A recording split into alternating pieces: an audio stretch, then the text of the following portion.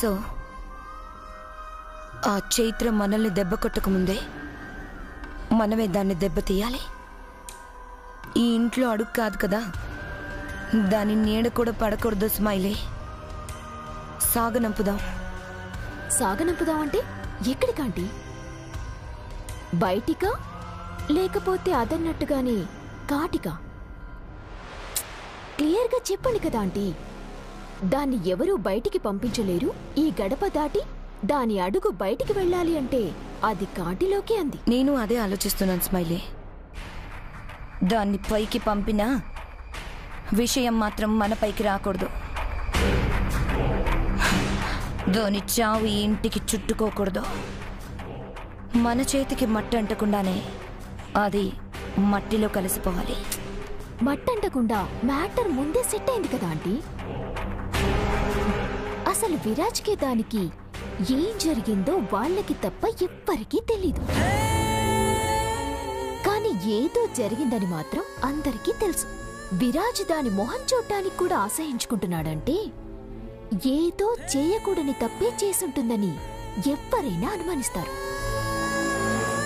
So ఇప్పుడు ఇది చేస్తే విరాజ్తో పాటు సమాజం కూడా దాన్ని చీదరించుకుంటుందని భావించి జీవితం మీద విరక్తితో ఆత్మహత్య చేసుకుంది అనుకుంటారు. దాని ఆత్మహత్యను అందరూ నమ్మేలా పకడ్బందీగా ఎగ్జిక్యూట్ చేద్దామండి. ఈ ఇంట్లోనే ఉంటాను అని అది నన్ను అంది కదా, దాన్ని భూమి మీదే లేకుండా చేస్తాను. ప్లాన్ మాత్రం పక్కాగా ఉండాలి స్మైలీ.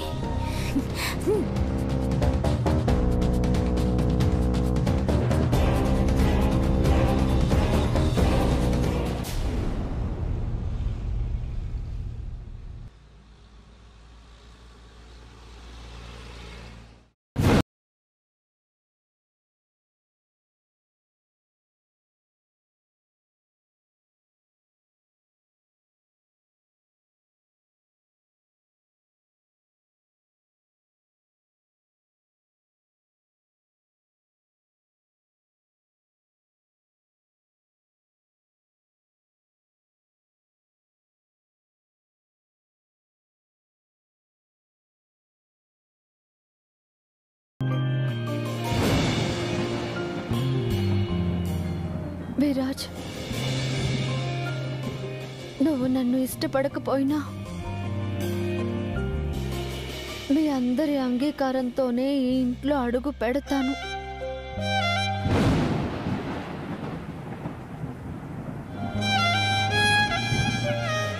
నా వల్ల జరిగిన తప్పును నేనే సరిదిద్దుతాను.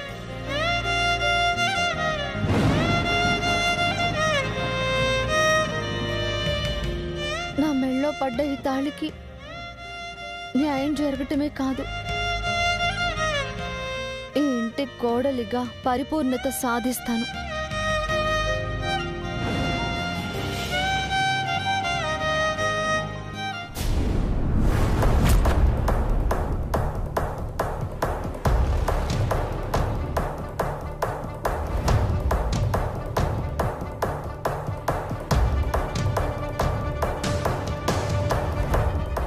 ఆంటీ, ఇవి స్లీపింగ్ పిల్స్. ఒకటి వేసుకుంటేనే 5-6 గంటలు స్పృహ లేకుండా నిద్రపోతాం. గుప్పెడు పాలల్లో కలిపిస్తే శాశ్వత నిద్రలోకి వెళ్ళిపోతుంది.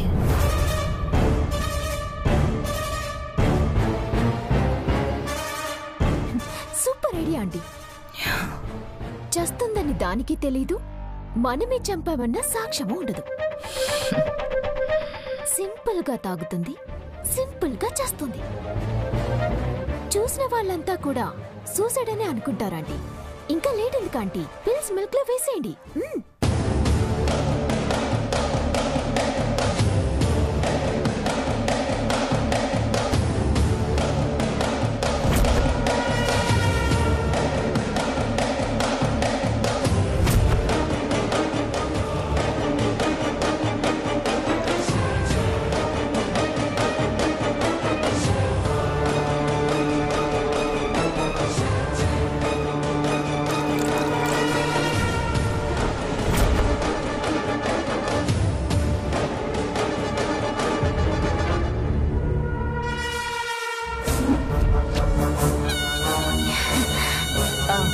ఆంటీ, ఐడియా అయితే బానే ఉంది కానీ ఈ మిల్క్ దాంతో తాగించడం ఎలా?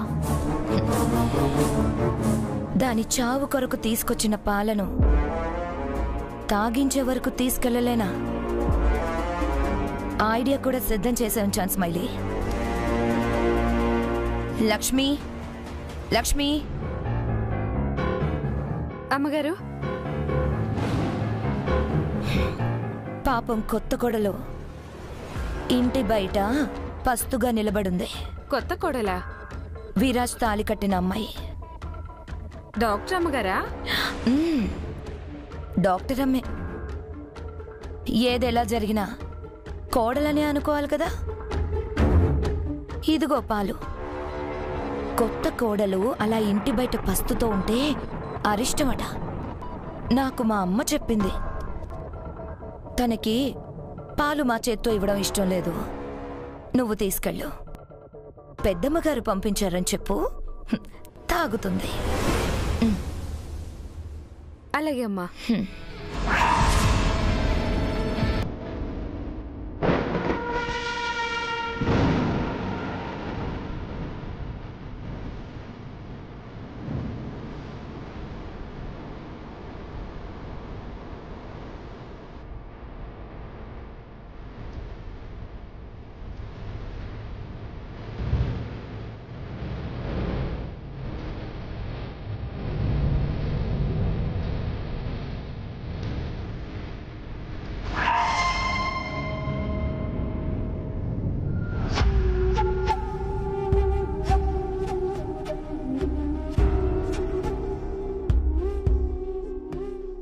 అమ్మా, పెద్దమ్మగారు ఈ పాలు మీకు పంపించారు.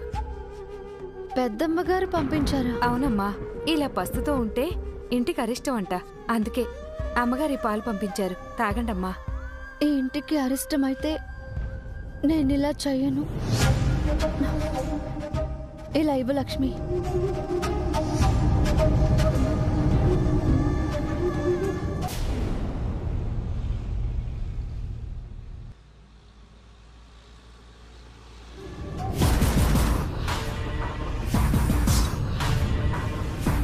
ఆంటీ, దాని బతుక్కి చివరి క్షణాలు మొదలైపోయాయి. ఇక దాని చావు రాత మనం రాద్దాం. స్మైలీ, ఐ మీన్ దాని చావుకి సూసైడ్ నోట్. మన చేతికి మట్టంటకూడదు అంటే తన చావుకి తనే కారణమని సూసైడ్ లెటర్ని ప్రిపేర్ చేద్దాం.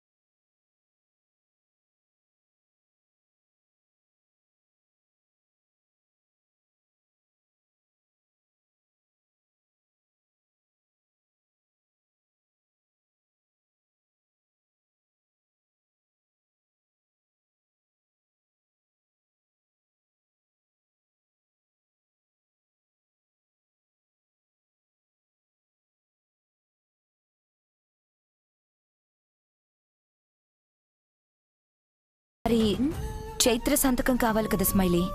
దాని సంతకం ఎలా ఉంటుందో నాకు తెలుసా ఆంటీ. చూడండి.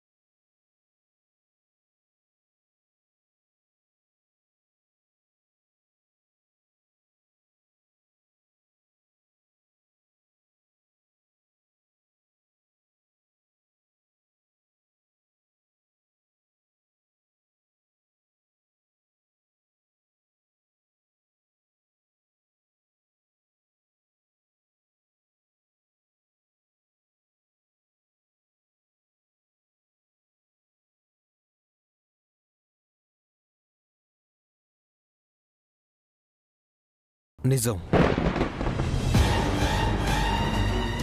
నా మూలంగా విరాజ్ బాధపడిన మాట వాస్తవం. ఆ బాధని భరించలేకే కోపంలో నా మెడలో తాళి కట్టాడు.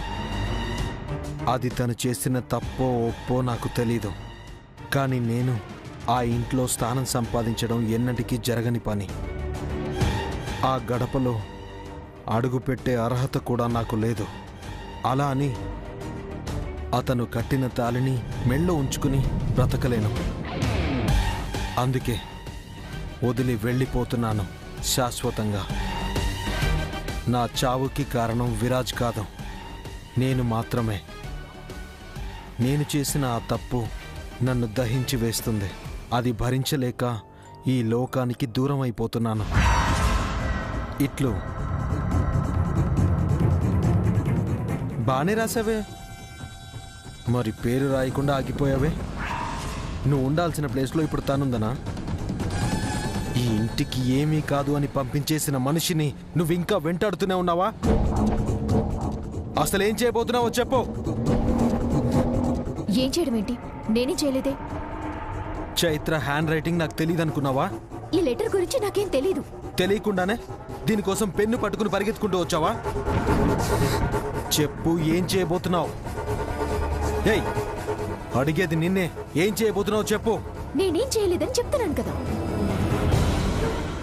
ఈ పరిస్థితుల్లో తన మనసులో ఏముంటుందా అని ఊహించి రాశాను, అంతే. ఊహించి రాసావా, చేయబోయేది రాసావా? ఒక్కటి గుర్తుపెట్టుకో, నువ్వేంటో నీ క్యారెక్టర్ ఏంటో తెలిసే నేను ఈ గడపలో అడుగు పెట్టనివ్వకూడదు అనుకున్నాను. ఇంకా నువ్వు అదే బుద్ధితో అదే ప్రవర్తనతో నా అన్న పక్క నుండి ఏదో చేయబోతున్నావని నాకు అనిపించినా, అనుక్షణం నీ వల్ల ఈ ఇంట్లో ఏదో జరగబోతుందన్న ఆలోచన నాకు తెప్పించినా ఏం చేయడానికైనా వెనకాను. గుర్తుపెట్టుకో, నా అన్నతో మంచి జీవితం ఊహించుకోగాని ఇక్కడ అందరి జీవితాల్ని తలకిందులు చేయాలని ట్రై చేస్తే ఆ తర్వాత జరిగే పరిణామం ఏంటో నీ ఊహకు కూడా అందదు.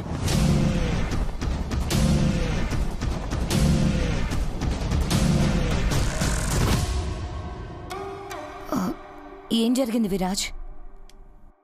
ఏం లేదత్తయ్య, ఇంటికి కొత్త కదా, ఇంట్లో ఎలా ఉండాలో ఎలా అయితే ఉంటావో, అదే అనేని ఎంత బాగా చూసుకుంటావో ఇంట్లో అందరినీ అలాగే చూడాలని చెప్తున్నాను, అంతే.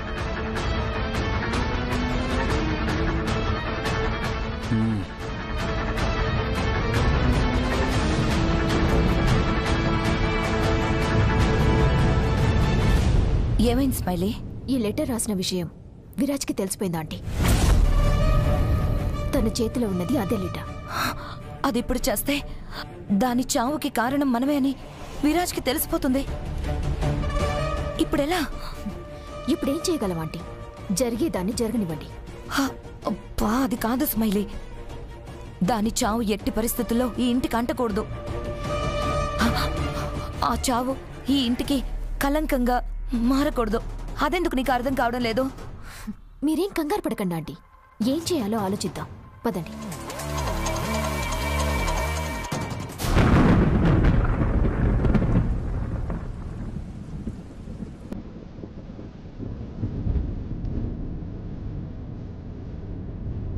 చూసావా, నువ్వు చేసిన తప్పు నిన్నే ఎలా బలి కోరుతుందో?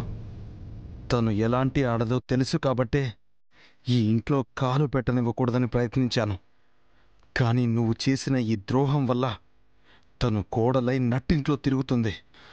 ఎప్పుడు ఏ దారుణానికి ఒడుగడుతుందోనన్న భయంతో బ్రతికేలా చేసింది నన్ను.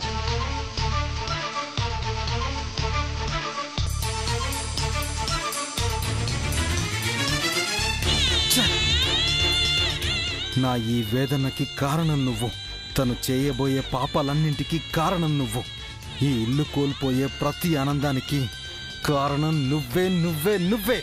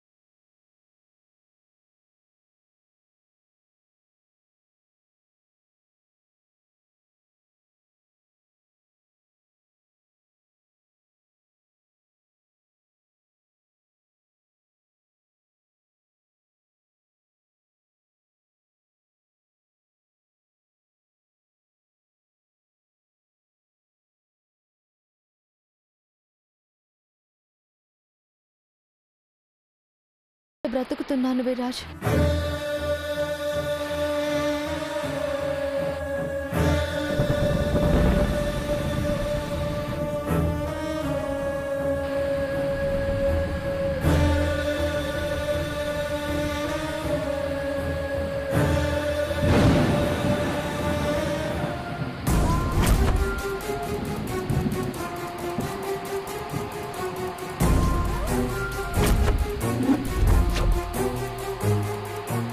ఆంటీ ఆంటీ ఒకసారి చూడండి. చూడ్డానికి ఏముంటుంది? ప్రాణం విడిచేసి ఉంటుంది అంతేగా. కాదాంటీ, వర్షంలో తడుస్తూ పూర్తి కాన్షియస్ గా ఉంది. అదేంటి?